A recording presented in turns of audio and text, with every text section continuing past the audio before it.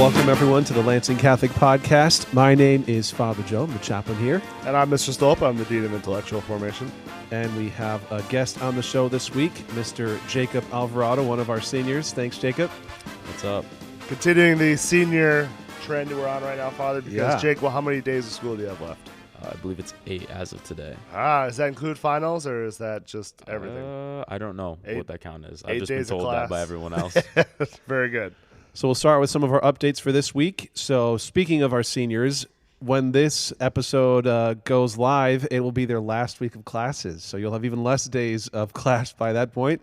And in that last week of class for the seniors, we'll have an all-school mass on Friday. That's May 10th.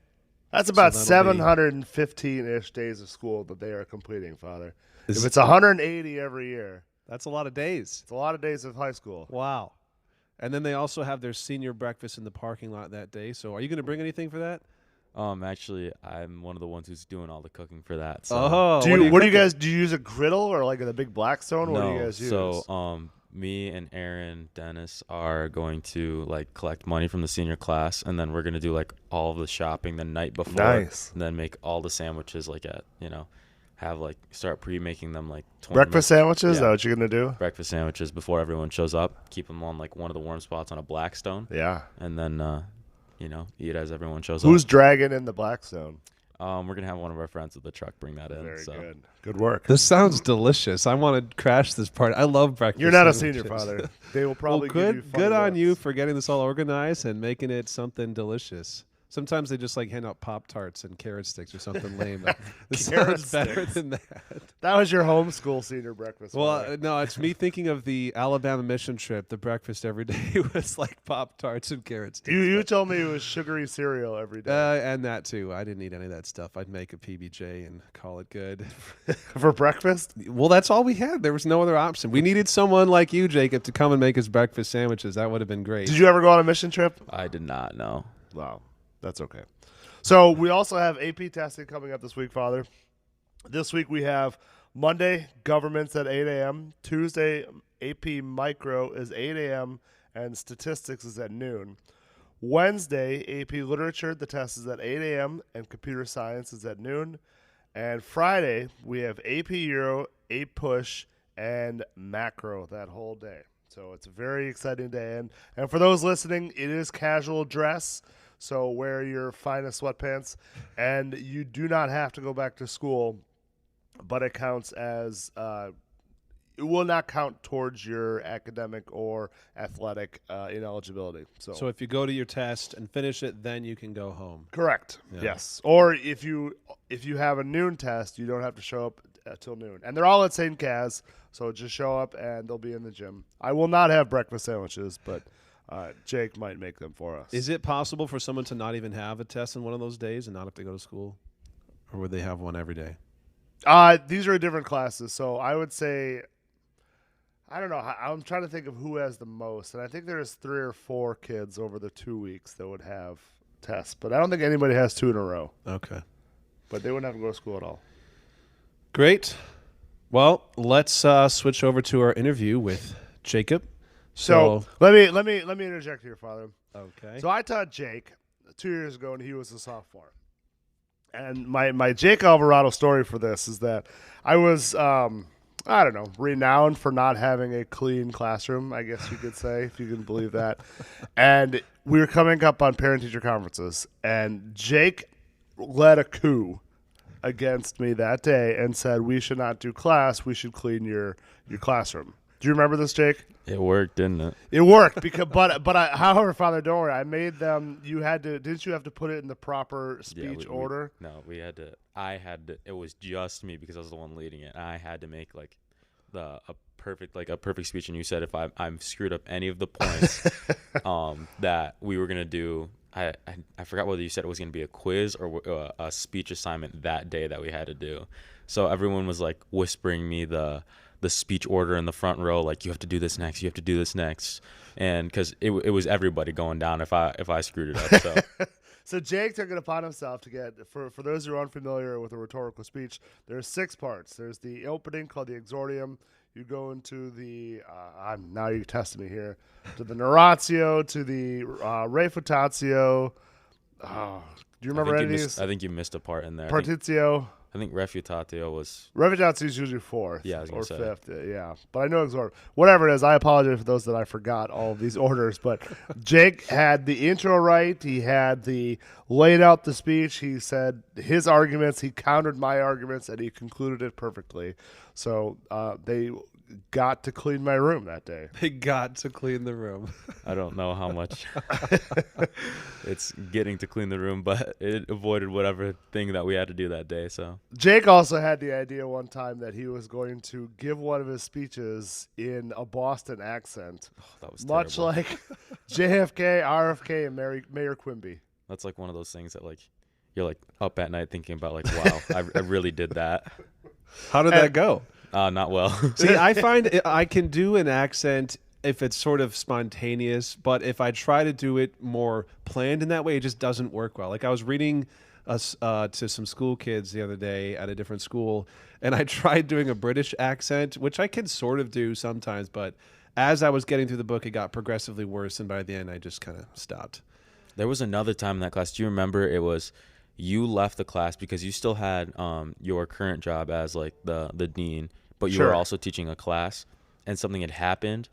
So you left the class, and everyone turned their desks like, I think it was I do remember this. 90 degrees to the right. So it was in the most awkward position, and you walked in, and you were like, "Well, this is just like too much, guys. Like, like you guys went too far with this one." And then I don't think so. yeah, no, and because we all closed our Chromebooks at the same time too when you walked in. So I got mad at you. I wasn't impressed. No, you were not impressed. You were impressed at the one where we all got up for the tissue at the same time. You Oh, were I not, was impressed by that. you were not impressed by that one.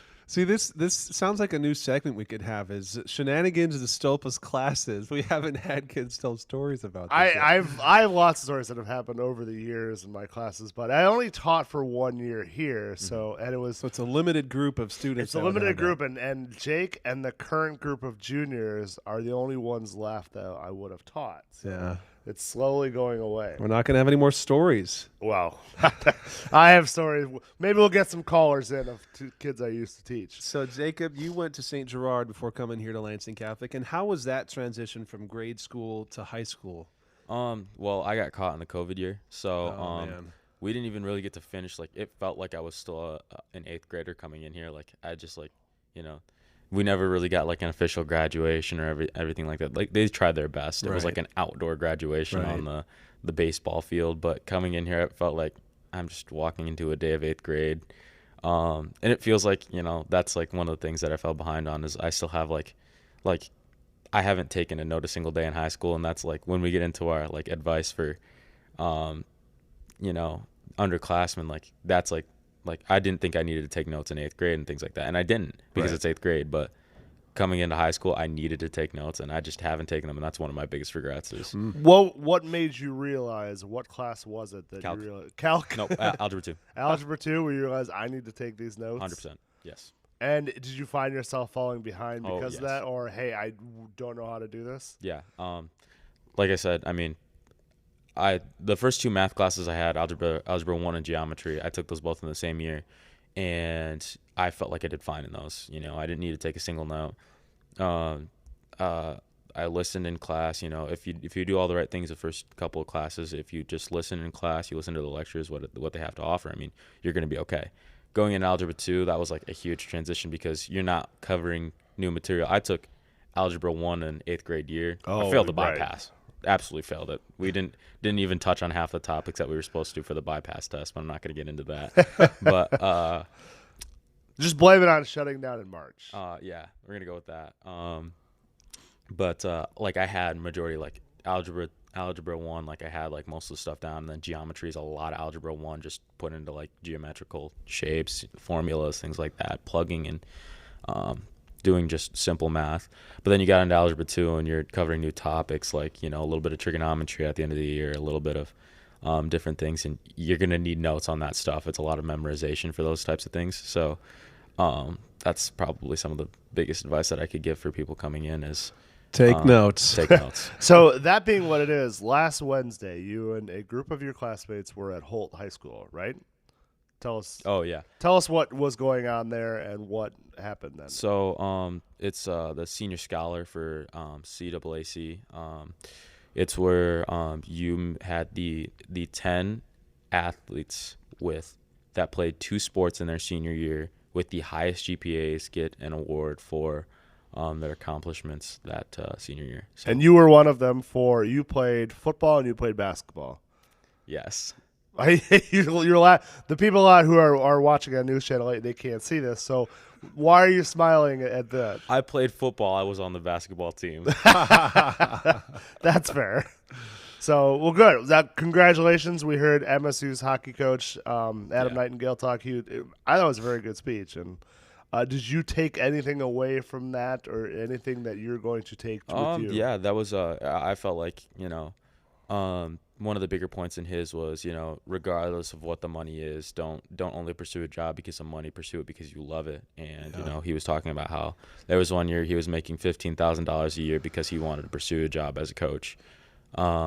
He took the $15,000 a year job so he can continue coaching hockey. He had to also coach a spring sport, so he also took that job on too. He coached lacrosse that year, and that one kind of stuck, just going from making $15,000 a year to becoming one of the most well-renowned college coaches for his sport. So that was something crazy. And you've had to balance a lot of things. I mean, you've played sports, you've done well in school. We were talking earlier about all the different jobs you had throughout high school. How did you learn how to juggle all that stuff? Like, what advice would you have for students in staying disciplined with their time management? Create a system. That was my best way of doing things. I had a system where, I did my sports, and then once I finished, I was a 2-sport athlete. So the third season, spring season, and I had nothing to do. So it felt like, I was wasting my time. I wasn't being productive. So that's when I got a job, and that just kind of filled in your job's 4 hours instead of the 2 hours you're at practice. So, I mean, it is longer, correct. But I mean, it's still almost like you're, taking the same amount of time for that sport. So that's how I kind of looked at things. I did the same things after I got home from work that I did from sports. I'd get homework done. I'd study for whatever. Are you glad you played the sports you did, or is there something you wish you had tried out for? I'm 100% glad that I did all the sports that I did. But if there was one sport that I would want to go out for, it was baseball. I know the last few years the baseball guys have had so much fun. Last year they had a crazy season going to the state semifinals. They enjoyed their time together. They enjoyed the gameplay, enjoyed just everything about the sport, and that's one of the teams I'd probably want to be a part of if I had the choice to. Very nice. So next year you're planning on going to Eastern Michigan University in Ypsilanti, and that's actually where I was fully signed up to go and was registered for classes until a few weeks before the semester began. I switched courses and went off to seminary instead. So that's where I was going to. I think I still have my EMU student ID because I was issued one. Really? But then never actually used it. So what are you planning on studying at EMU?